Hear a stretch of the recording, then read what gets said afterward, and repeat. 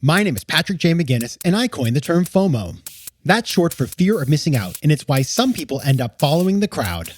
But we're not like them. We're part of a new species that isn't afraid to do things differently. I call us FOMO Sapiens. And this is the show where you'll meet people like us, phenomenal FOMO Sapiens, to learn how they find the courage and the ideas to live exceptional lives. FOMO. FOMO. Hey everybody, welcome back to FOMO Sapiens, the show for people who don't just follow the crowd, but instead take their own path to success in business and life. I'm your host, Patrick J. McGinnis, venture capitalist by day, author and podcaster by night, and of course, FOMO Sapiens 24/7, that won't change. And today, the topic is how to find the combination of what you love and what you do for a living. Where is that meeting between love and work? People these days, we all know what it feels like when you go to the office and you're sort of like, wow, I have no interest in what I'm doing. I feel totally disconnected from the work. And it may be, by the way, it's not just people who work in big corporate jobs. You may have started a company. You may be doing something entrepreneurial. You might be pursuing a passion that is in the arts or in the nonprofit world, things that you think would give you the impact and the love that you have looked for, but we just get disconnected from it. And so we got to constantly be working to figure out that connection, to make it deeper. And my guest to talk about that is Marcus Buckingham. He is the author of the new book, Love and Work, and that's love plus work, like the math sign in there. And he is the author of 2 of the best-selling business books of all time. He has 2 of Harvard Business Review's most circulated industry-changing cover articles. And he's been the subject of in-depth profiles in the New York Times, Wall Street Journal, USA Today, Forbes, Fortune, Fast Company, The Today Show, and The Oprah Winfrey Show. Now, after spending 2 decades studying excellence at the Gallup organization and co-creating the SkillsFinder tool, he built his own coaching and education firm, the Marcus Buckingham Company. Now, here's what you're going to learn in today's conversation. First of all, we're going to diagnose the problem. Why do people feel disengaged? They feel stressed. They have anxiety. What's happening? We're also going to talk about how the system, work and jobs and all these sorts of things we have to do, it drains the love from our lives. And then we're going to get to the really fun part. We're going to get weird together. And I mean that in a very clean way. But we're going to get weird because we're going to talk about the concept of Wyrd, W-Y-R-D, which is a Norse term that's all about how you figure out your distinct spirit and what you should be doing with it. So I really like it. It's a little metaphysical, so roll with me on this one, but I thought the concept of Wyrd was pretty amazing. And so that, my friends, is what we're going to focus on. Now, my small ask for today is this. Find me on social media. Instagram at Patrick J. McGinnis, Twitter at PJ McGinnis, LinkedIn, whatever you like. And when you do that, send me a note with ideas, thoughts, suggestions, even criticisms. I can handle it. So many of you write me, and I have to tell you, number one, it's just nice to meet you. Number two, you give me really smart ideas. This show is better because of listeners who contact me. You can also get me on email if you're feeling that. It's at letsconnect@patrickmcginnis.com. So just reach out. You know, we're thinking already about season 9. Can you believe it? And so smart ideas, creative ideas, feedback, always, always welcome. All right. And now onto the interview. As you know, I like to start every conversation with the same question, and Marcus did not escape. So I started by asking him this. What's a formative decision that you've had to make to get to where you are today?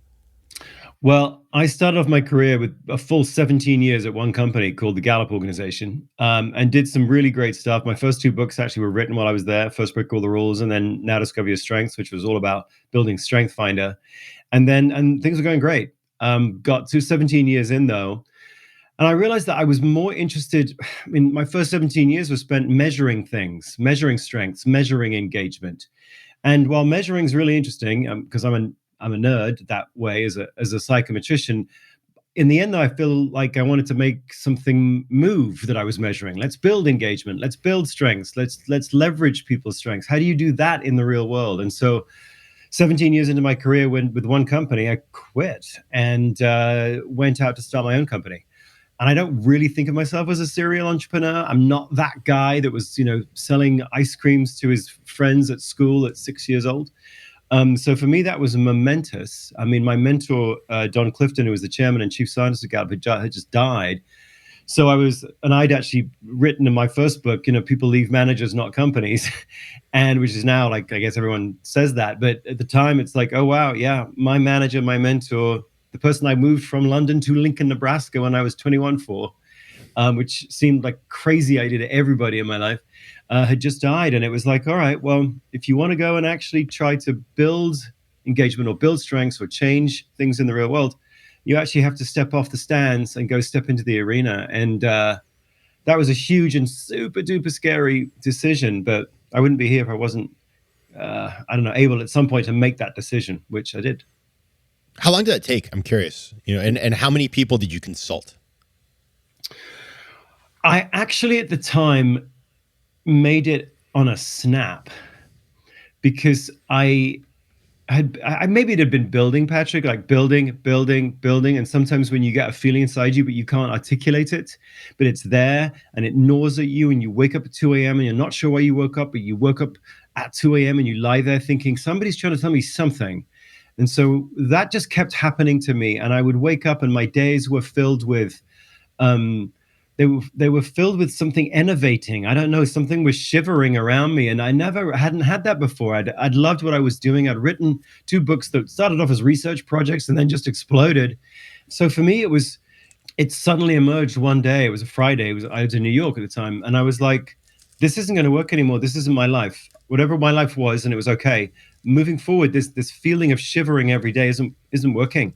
So I made the decision, I think, in an hour. And I had no clients to move into. I had no funding. I had no plan, actually, other than I can't stay in this situation because it's a second-rate version of me in this situation.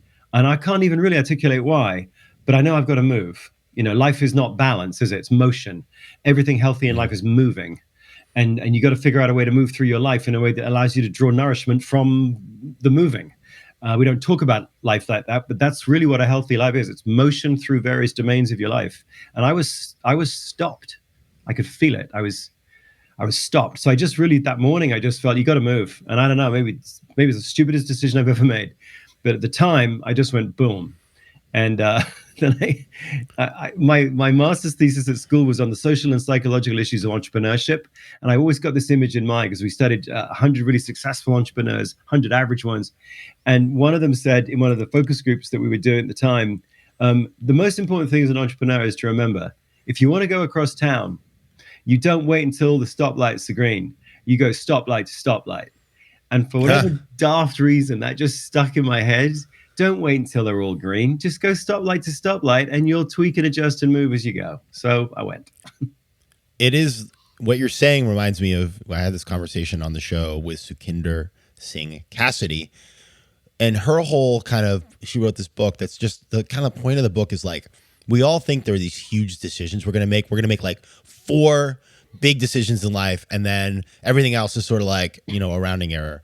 And the reality is that like, it's not that way. It feels big to us, but like when you make a decision, some are bigger than others, but it's like one decision opens the door to the next set of decisions and so forth, the motion that you're talking about. And I think that like the closer we can get to moving away from this notion that like there are these like make or breaks in life. Yeah, I mean, there are probably some here and there that are like, well, am I going to commit a crime? Am I going to be the good person? Am I going to dishonor somebody? Like those are kind of make or break, in a different kind of way. But when it comes to like, am I going to choose McKinsey, or am I going to, start my company, or am I going to move to Cleveland, or am I going to go to Omaha? That's a whole, like, those are not make or break, but they can feel that way. No, I mean, that's why in the book I called the chapter on career, what's a love and work career look like? We've called careers ladders or lattices or jungle gyms, and all of them are sort of climbing metaphors. But really, a career is a scavenger hunt. It's a scavenger hunt for love. You're looking for particular things that you might love, tiny little things like a moment, an activity, a situation, not like do what you love, because frankly, there is no data supporting that at all, that the most successful people do all that they love. That's just not true. They find love in what they do, though. That's different. They're very deliberate in going, I like this activity, I like this one, I like this, like little moments of, I think I call them red threads in the book. Your life's made up of many different threads. Your day, frankly, is made up of many different threads. Some black, white, gray, green, lift you up and down a little bit, but some of them are red. They're activities where you vanish into yourself while you're doing them, and you're sort of lifted up and you've got instinctive mastery, and you're like, I don't know what that is, but I kind of love it. And your career is this, you're just scavenging for those kinds of red threads. And to your point, should I stay in school and get my master's? Should I go to design school? Should I join this company? It's like, just take the pressure off and just start. You're standing on the edge of the forest. Don't wait until someone's cut a flipping 4-lane highway all the way through it. Just walk in and start looking for red threads. I graduated from Cambridge University, sitting there, all my friends going to London. They're all going to some fancy schmancy, jobs. And I get on a plane and go to Lincoln, Nebraska in 1987. And it's like everyone going, why? What? And I can remember saying to my dad, like, shouldn't I go to London or Paris and, get some experience? And his line at the time, Patrick, was, do you think there's a quality of experience in Lincoln that you wouldn't get anywhere else? He didn't use the word red threads, obviously, but is there a quality of experience there you get somewhere else? And I said, yes. And so he said, well, then you don't know where it leads. Follow something that you know right now that for whatever reason you love. Go do that. See what happens. And so I didn't know that would lead me to end up talking to you, but it was just a little bit of scavenging. And if we could think of our careers that way, just keep hunting for little bits of red threads and see where they pull you. In the end, who knows how much money you're going to make, but you'll end up living your life, not someone else's. That's for sure. Oh yeah, 100%. And just because WeWork writes it on a wall, do what you love, like all this fictional, I can't deal with that stuff. FOMO. Your book, Love and Work, is out now, and it's really you kind of done this amazing thing, which is you figured out like 2 years ago how to write the book for now, which is like, for anybody who's ever tried to write a book, that's a combination of divine intervention and soothsaying. So good on you.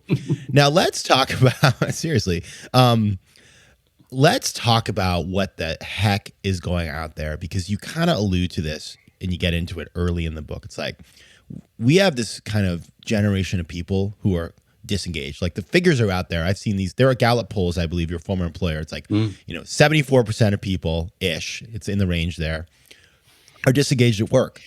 And that isn't just, there's some jobs where you're like, yeah, it's hard to get excited about, putting things on a shelf. But, and by the way, we'll get into that too. You can find excitement in anything. But these are things that people theoretically went to school for 7 years. It's like, oh, I went to undergrad in law school.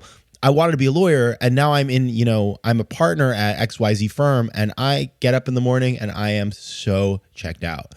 So what is causing this disconnection that so many of us are feeling? Well, there's two big chunks of that. One of them is the pandemic. I think that has to be something that we take into account. We've all been down really deep in the last 2 years.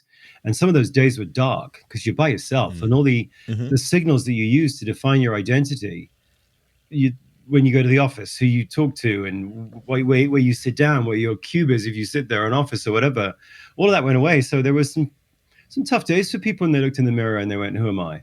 And then there was some clarifying days going, oh, you know what? I'm a whole human, and I'm here for a short period of time. So we've got a lot of us coming out of that. Over the last 4 years anyway, I've lost my dad. I left my marriage. I sold my company that I'd built. A pandemic hit, offices closed. You'd get disoriented from everyone. I'm just exhibit A, but there's a million of us like this coming out going, I'm here for a short time. I got to figure out what it is I'm all about. I do not want to go back into a situation where I'm a cog in a machine and I'm virtually unseen. And that's real. And any CEO that pretends that we're just going to press a button, we'll go back to normal. Yeah, we are changed humans. And it's a bit like a deep sea diver going down deep. If you rip us up from from the bottom to the surface, we get the bends. Our blood boils. And in this case, metaphorically, our blood is boiling, going, I'm not going to go back into what I was doing. So at least not in the same way. Some part of that is real. Obviously, the companies that meet us emotionally where we're at will win the war for finding really good people. Some part of it, though, Patrick, is was pre-pandemic, and we had low levels of engagement and resilience pre-pandemic. We had a crisis of nurses and a shortage of nurses pre-pandemic. Same with doctors. Teachers was the lowest reputational in terms of teachers actually just rating themselves. Their own reputation of themselves was really, really low before the pandemic. So something else was going on systemically, and basically what was going on systemically is we misdefined what a strength was. We said a strength is what you're good at and a weakness is what you're bad at. And that means, by the way, we are the judge of what your strengths and weaknesses are. You aren't. We will tell you what the right answers are. You won't, which of course sort of takes away our own agency right from the get-go. But of course, that's a stupid definition of strength and weakness, because all of us have got things that we're really, really, really good at that we hate. Classes in school that we get A's in, that if we never took them again, it would be a day too soon. So what's that? Well, that's a weakness. A weakness, properly defined, is any activity that weakens you, even if you're good at it. And a strength is any activity that you love or lean into or strengthens you, even if you're not good at it yet. Good or not good is performance. That's a different thing. What strengthens you is something that you know better than anyone else does. What weakens you is what you know better than anyone else does, which puts you right in the driver's seat really early to become the expert about you. But there ends up being a ton of lawyers who end up being lawyers because somebody said, well, you're good at all that pre-law stuff. You got the A's, go be a lawyer. Or doctors who end up being, well, you got pre-med, you crushed it. But deep down you're going, yeah, but I hate sick people. And they keep coming to my door. I don't know what it is. I fix one. There's a whole line, and you're like, oh, it's because you're not living a life that plays to what strengthens you. You're not. And then, of course, around that, I put this right at the start of the book. It's bizarre. My daughter, during the pandemic, we've all got sort of put into the role of parent teacher. And so she was asking me one time about geometry. What's the difference between a parallelogram and a rhombus? And obviously I couldn't remember the answer. But it did occur to me like, oh my God, somebody took 10 years putting together a really detailed curriculum on geometry. That's kind of amazing. And God loved geometry. But then you look at all the curriculum. Where's all the curriculum about helping my kid learn about that which she loves? What are the particular activities that she loves? What are the particular red threads? Finish 3 sentences beginning with the phrase, I love it when, and then put some verbs in there. I love it when what? You could do that at 11, couldn't you? And then you could help a kid learn about who they are in terms of what they love and how that turns into strengths all the way through high school and into college. And who would love that is the working world, because then we'd graduate people in who could actually turn to their colleagues on a team and go, hey, I'm not the best at, but I'm at my best when this, or turn to me for this. Or by the way, over here, I'm like a deer in the headlights. I need help over here. Like, wouldn't that be great if people had some sort of self-mastery when they graduated from school? And then when you look, of course, you realize there's nothing on that. All schools are outside in, not inside out. It all assumes, with probably the best of intentions, Patrick, that everyone's just an empty vessel and we're going to fill you with stuff, knowledge and stuff, and then we'll test you on what you retain. Then you go to work. It's the same thing. Here are the competencies you're supposed to have. Here's the list. We'll measure you against the list. Here's a 360-degree tool to assess you against that model. The whole thing is based on the idea that there's nothing in you that's real, and we'll tell you that again and again and again. And as a result, we get those really low levels of disengagement, really high levels of burnout, and lots of people on Xanax, on Wellbutrin. I mean, epidemic levels of people on Adderall. And it's a sickness where I say it in the book, it's not like we get lost. We're hidden. We are, not to get too polemical about this, but the whole educational workplace ecosystem deliberately tries to hide you from yourself so that the uniform outcomes that we want from people are achieved. Your unique loves, to my daughter, they're going to say this, which is why I wrote the book, actually, going, gosh, darn it, I don't want my daughter to go to some workplace and basically, in the most banal sort of ways, we want to grind the uniqueness out of you. That's sick. And we're making a lot of people sick at school and at work. And there's got to be a better way to do it. There's got to be a better way to do it. So sorry to run on, but gosh. No, I mean, you hit the nail on the head. I'm just thinking, like, I feel like I'm in a therapy session because I'm thinking back to, I was always the guy who would grind it out in school. Like I had some subjects that were easy for me, and then some subjects I was not very good at, but I would study like a madman. I would read the chapters that weren't assigned. I was really kind of intense. And then I get into Wall Street, and you are so used to being conditioned to like, I just have to grind it out, and I need to fit myself into the system that these people have designed to be successful, that I did that. And only later did I realize like, yeah, I can do that, but like, I'll never be great. There are some people, by the way, who just show up at the Wall Street bank and they're just good at it, and they're meant to be there, and they do really like great work, and they're very successful. And like, there's nothing wrong with that. Like, I celebrate that because they're blooming where they're planted. I, on the other hand, was like doing a little sort of a twister like movements, some yoga, to try to get like, my knee behind my head, which by the way, I cannot do. And in order to try to like be good at Wall Street, and I was good at aspects of it. Yeah, I was good at the venture capital investing, but I wasn't good at like building a model about a financial services company in Peru. And so like, no matter how hard I worked, I would never be wonderful at that. So it's, I think many of us understand exactly what that feels like. FOMO. Now you talk about this awesome concept, which I super appreciate, called Wyrd. Now everybody, it's spelled Wyrd. We're going from the Nordics. It's a Nordic or Norse term. Yep. That every person is born with a distinct spirit. And this is kind of the jump off point to figuring out like, what am I supposed to be doing? So Marcus, let's get weird. Tell us about the Wyrd thing. I love that. Yes. So it's one of the strange things if you study psychology or social psychology and you take it all the way through to PhD level. One of the weirdest things that you bump into is you realize that there's very, very little work done on what's called individual difference psychology. And yet individual difference psychology is really what most of us are really interested in. And that basically means not look, I'm a white male of a certain age. So there's certain generalities we can make about people's race or religion or nationality or age or sexual orientation. And we obviously should study those differences. And those differences are important parts of people's identity, and that's important. But the really important question for most of us is, why am I different than my sister? Why am I different than my brother? These are the people that grew up in the same bloody house with me, same parents, same gene pool. But I couldn't be more different from my brother or my sister, or if you don't have a brother and sister, cousins or close people who grew up right next to you, and yet you pay attention to different things than they do. You laugh at different things than they do. You get drawn into things that bore them. You get ticked off by things that they seem fine with. What if you really worked at it? Could you be more like your brother if you tried, or less like your brother if that's what you wanted? Like, that's a big question for everyone, because it basically says, who are you? Independent of anything else, because we've controlled for everything else, the circumstances, because you're comparing yourself to someone who grew up in the bedroom next to you.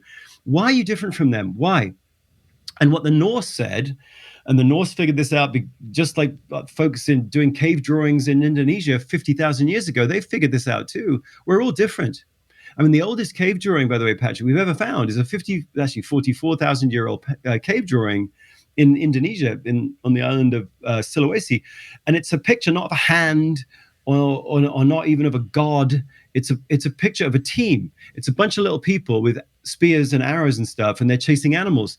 But what's weird about the people, the artist, and they think most art is done by women. So what the artist was doing, she made each person have a little animal characteristic, like the nose of an elephant, or the face of a lion, or the tail of a crocodile. And they think basically that what she's doing is she's denoting some sort of personality characteristic of each members of the team. One of them's wily like a crocodile, one of them's fast like a lion, one of them. So from the get-go, we've realized that we're all really different. And the Norse, they had their version of it was to say, you have a Wyrd, W-Y-R-D, at birth. I mean, obviously, the Norse were wrong about quite a lot of things, like planetary movement and maybe even the flatness of the Earth. But they were right about the fact that when you're born, and if any of you have kids, it's like you see this right away. You're born with something about you that makes you distinct and unique, even from your siblings. And today we know that it's a function of the synaptic network connection in your brain, and that you have basically 100 trillion trillion synaptic connections in your brain by the time you're 19. That is more synaptic connections than there are stars in 5,000 Milky Ways. And no one will ever have that pattern of synaptic connections ever. When you die, it's gone forever. Your thickets of synaptic connection over here and the sort of barren wastelands of synaptic connections over there. And that makes you you. It means that's why you lean into some things more than others. That's why you love some things and hate others. That's why you're you. Now, it doesn't mean you can't grow. But as the Norse said about Wyrd, it's like, and they said it explicitly, you have a Wyrd when you're born. It can grow up, but it doesn't become somebody else's Wyrd. And what we know as human beings, even if you have, as Carol Dweck called it, a growth mindset, the issue isn't growth or no growth. It's almost like a false dichotomy. We all know people can grow. The brain does retain its plasticity, but you grow more synaptic connections where you have the most pre-existing ones, which means your pattern, your Wyrd, as you grow, doesn't totally change its shape into another one. What happens is you actually hopefully become a more intelligent, more refined, less defensive version of you, the Wyrd you were when you were born. Okay, that's so well done, Norse, because after 1,000 years, brain science came in and went, you know what? You guys were right. Inside of everyone is this unbelievably unique, never to be repeated, uncategorizable series of networks and connections that create the choices you make and the loves and the emotions that you feel from that. That's so cool. And of course, at school, I mean, look around you. At school, what you're told is the Norse are wrong. They were wrong. There's no Wyrd inside you at all. Or if there is, it was caused by how you were brought up. It's all a part of your biography. So, Venus and Serena Williams are them because of their dad, or Neil Armstrong was him because his dad told him to get his flying license before his driver's license. George Clooney was George Clooney because of Rosemary Clooney. And yet, and just to finish on this, what we really want to know, and I never see anything written about, is not that those things are wrong. I mean, Venus and Serena did benefit from Richard, their dad. But why does Venus play tennis so differently from Serena? Why? Why does George Clooney's sister, George has a sister who has an aunt, by the way. Her aunt is also called Rosemary Clooney. Why is his sister an accountant specializing in payroll? Why? Like Neil Armstrong had a brother, Neil Armstrong, and his brother was a bank manager called Dean. Like that. I don't know what interests you, what your red threads are, but I am fascinated by the fact that we don't talk to our children or our workers and team members about their Wyrd, about why are you, Neil Armstrong, different than Dean? It wasn't because you were raised differently in the same house. Oh, it's because you've got a unique pattern of synaptic networks in your brain that isn't Neil's. And that doesn't confine you. It actually describes for you, Dean Armstrong, where you will manifest your greatest contribution. Hey, Neil. Hey, Dean. Step into your Wyrd. FOMO. That makes a ton of sense. And it you think about it, like our culture codes this for us in interesting ways. So like watch a Disney movie. I'm thinking, you made me think of Coco, which talk about Wyrd. When I first watched that on a plane, I was like one of the flight attendants had to intervene because I was crying so hard. She was like, "Are you okay, sir?" I was like, "No, I'm not," because this movie has touched me deeply. And the reason why, when I watch a movie like that, and a lot of these Disney heroes are the same, it's like the misunderstood person who wants to do something different. Like the kid in Coco wants to be a musician. His family's like, "Don't do that." His spirit is telling him to do that. And we celebrate that. They're always the heroes of these kinds of things.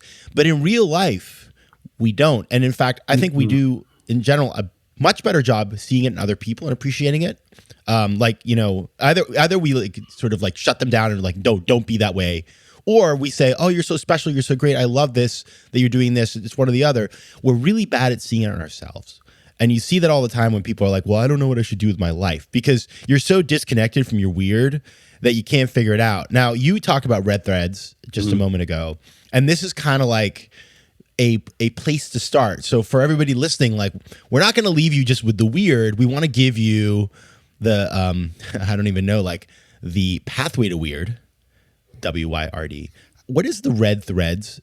how do we find them and how do we act on them? Yeah, it's like a decoder. So you're totally right, of course, that it's very difficult for you to step back from yourself and see your weird because you're in it. And again, you're absolutely right. People develop in response to another human being, and often the human being is the one who goes, "By the way, do you notice when you do that?" And then you go, "No, I didn't notice that because that's just breathing for me." And that's a beautiful thing about being in a relationship with someone you really trust is that they see something, not to criticize you, but to go, "You're amazing when you do that." And you're like, "Really?" So yes, but sometimes it is difficult to see you're weird because you're so inside it. It's like you live in New York. It's like you're the New Yorker who no longer hears the sirens and the horns because you're just there all the time, right? So, but there are some clues, and life is amazing because it's given you the best possible clues. The best possible clues come to you every day. So the metaphor of a red thread is a bit like a tapestry where you look at a tapestry from afar and it looks like a painting or a picture, but you get up really close and you realize it's actually made up of thousands of different threads. That's what every day looks like. A Thursday isn't a Thursday, which is sort of filled with to-do lists that rolled over from Wednesday, which is normally how we see days, isn't it? It's like, I've got to get through this day. I've got to get through this list. I've got to push through this day. We keep it, it's like, But actually, if we could turn our minds around, change our relationship to our day is actually made up of thousands of different threads, thousands of little stimuli, moments, 5 minutes here, 2 minutes here, 15 minutes here, actions, interactions, contexts, just activities. Thousands of them hit you every Thursday. And these are threads. Some of them don't lift you up at all. Some of them you don't even notice. Some of them you loathe. But some of them you lean into. I mean, the clues to a red thread, the three most obvious ones, although there are more clues which we could get into if we wanted to. But the three big ones for you would be, number one, before you do something, you find yourself just almost instinctively looking forward to it. You don't even know why, but you sort of instinctively look forward to it. When the second is while you're doing it, you slip into what the positive psychologist Mike Csikszentmihalyi called flow, but you could call it other things. It's your zone. It's like that feeling of time flying by where you vanish. It's kind of the irony of life. You find yourself most clearly when you vanish into something that you're doing. And the steps fall away and people look at you. And you, by the way, when you're doing that, you are measurably more attractive to people because you just are kind of fluid. And then the last one would be when you're done with it, you feel mastery. You don't feel tired. You're not drained. The thing you just did, from the Latin, you're in vigor. You're strengthened by it. So before you do it, you lean into it. While you're doing it, time flies by. After you're done with it, you feel a little up. Okay, if you just did that every day and you thought to yourself, you know what my life's doing? My life's putting on a show for me every day. My life's putting a show going, how about this? How about this? How about this thread? How about this thread? If you woke up every day, not that you don't have to do a to-do list, but if you were just to go, you know what red threads can I find today? Because what we do know from data is the most successful people find something that they love to do each and every day. They don't love everything. In fact, the data would suggest 20% is a really good threshold. This is from Mayo Clinic data looking at doctors and nurses and why some burn up, a lot of them, but some don't.